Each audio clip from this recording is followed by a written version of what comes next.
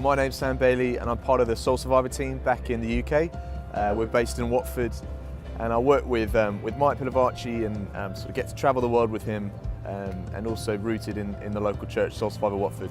Leading worship for me means the simple truth of taking people into the presence of God. For me, it's always about the presence of God.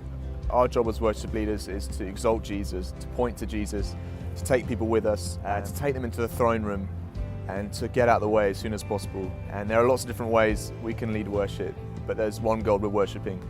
And for me, there are lots of different ways in, but God asks for our hearts, and the challenge is every time we lead is to point to Him, pastor people in that journey.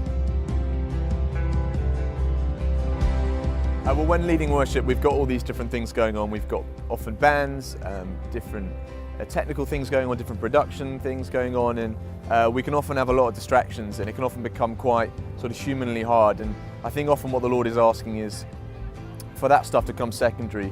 You know, worship, our primary goal is to take people into the presence of God. And what God is asking for is our hearts. You know, it's our hearts that move Him. It's our hearts that are precious to Him. That's where our worship comes from. And so often, I think we've got to remember that as worship leaders, we're taking people into His presence. We're worshiping. We're not just leading songs. We're not just leading music. Those things are incredibly important. And you know, it's not just about the words we sing. Also, those things are incredibly important. You know, we want our songs to be deeply rooted with rich theology. But it's our hearts that move Him. It's always been our hearts that have moved the King. I think for me, I long to be obedient. I long to follow the Lord's lead, and you know, we're all involved in worship. I think I just want to keep being obedient with what I have to offer. And for the moment, it's felt like leading worship and writing songs. But above that, I'm called to be a follower of Jesus and you know, a good son of His. So I long to spend more time with Him, to learn more about Him, to grow in the things of the Spirit, to share with my non-Christian friends about who Jesus is.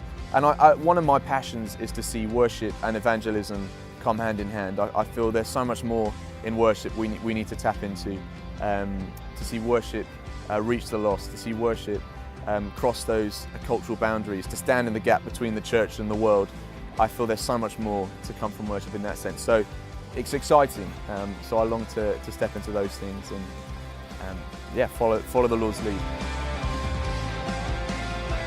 Well, creativity is a huge part of worship, and you know, I think often we're scared of this thing of creativity, but God is the ultimate creator, and when we worship, we're tapping into this thing of creativity.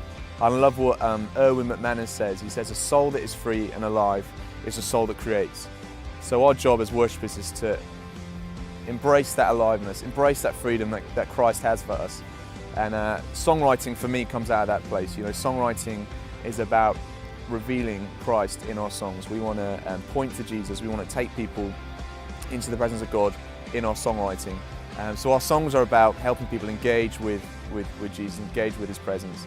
Songwriting can look very different for different people. It's been something I've been trying to grow in recently, and it's finding different ways that it works for you. It looks so different for different people. There's never a formula. There's never a certain or right technique. The important thing is to remember that you know, the power comes from relationship with Jesus. So often it's just about writing a love song to the King, letting it come out of the overflow of your relationship with Him, hanging out with Him in a private place, letting that come out into the public. So songwriting can look very different for different people. For me, it's hanging out with Him in the private place, getting together with friends and other people who write, who share your heart, and where there's good chemistry musically and creatively.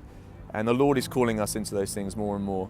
You know, He's not a static God. He's not a nostalgic God. He's constantly moving. And our job as worshippers, as worship leaders, as writers, as people who long to worship and to step into those things is to keep up with Him and to walk in step with Him and to move with Him. And it's an exciting place to be, and I long to keep growing in it.